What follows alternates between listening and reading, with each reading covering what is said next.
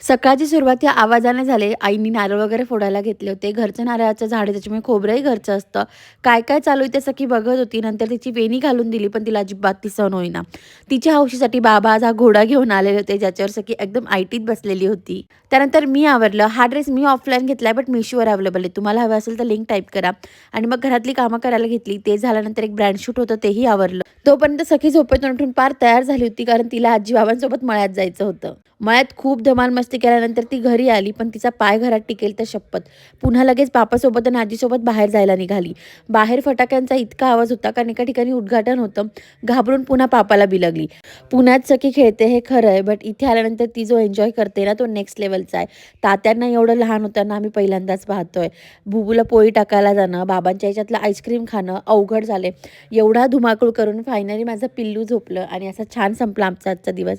भेटत पुढच्या व्लॉगमध्ये. तोपर्यंत बाय.